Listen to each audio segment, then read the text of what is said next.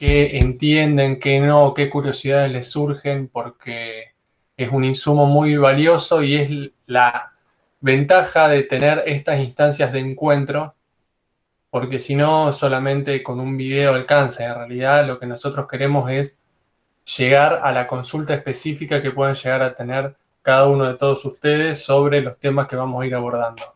Así que sin más, le dejo la palabra a Mateo y nuevamente gracias.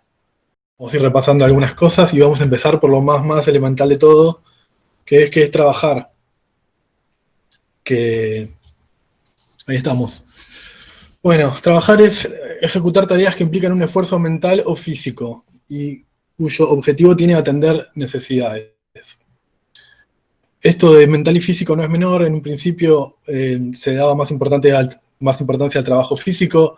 Muy rápidamente nos podemos dar cuenta que es necesario un equilibrio entre el trabajo mental y el trabajo físico, y que el objetivo de trabajar es siempre atender necesidades. En principio, necesidades propias. Vamos ahora a revisarlos desde el principio, pero en principio es resolver las necesidades de subsistencia: comer, proveerse de un techo, todo lo que... Bueno, ahora vamos.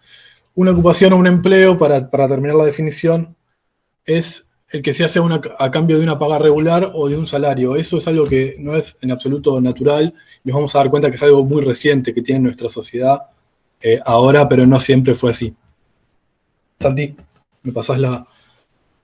Bueno, al principio, las civilizaciones antiguas tenían economías de subsistencia, es decir, no producían lo suficiente como para acumular nada. Para lo único que alcanzaba, con las herramientas rudimentarias que tenían y con la distribución de tareas fisiológica, digamos, basada en una cosa absolutamente intuitiva, no daba para acumular capital y producir nada extra.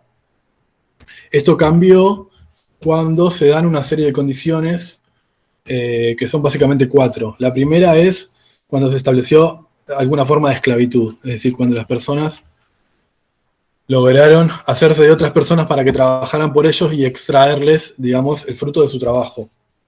Esa es una.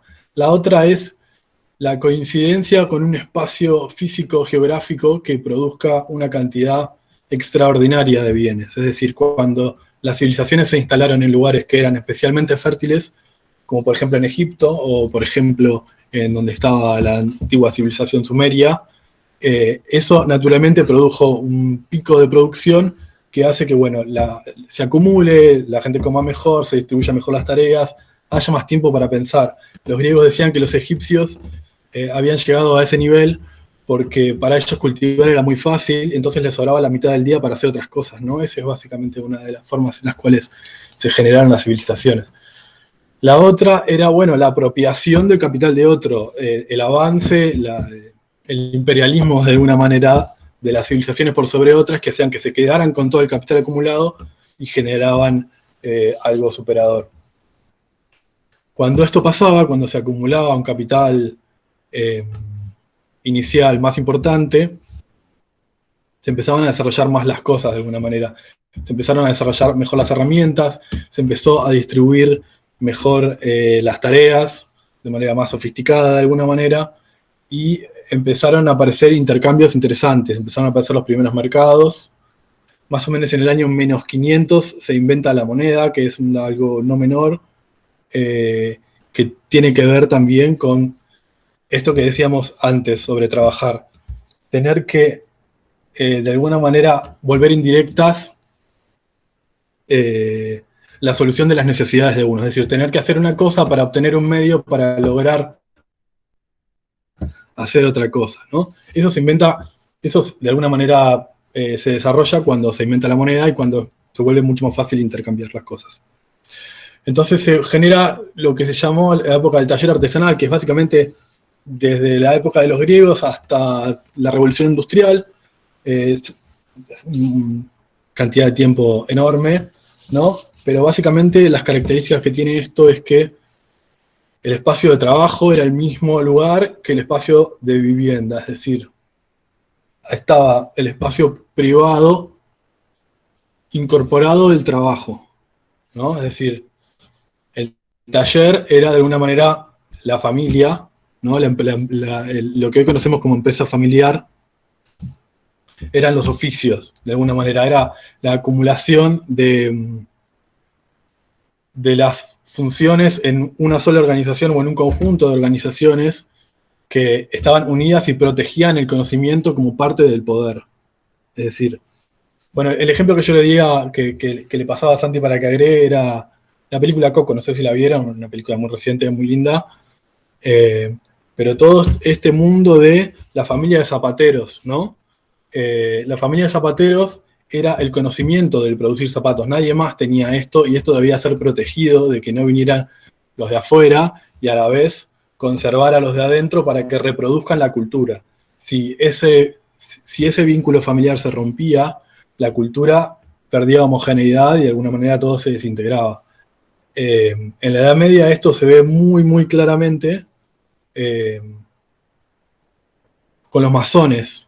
No sé si conocen la historia de los masones, no soy un experto en los masones, pero sí le puedo decir que básicamente eran los albañiles o los arquitectos de las catedrales y de todos los grandes edificios que se habían unido en una organización secreta para conservar sus técnicas de producción para que nadie pudiera acceder a ellas de alguna manera. Así se mantenía el poder.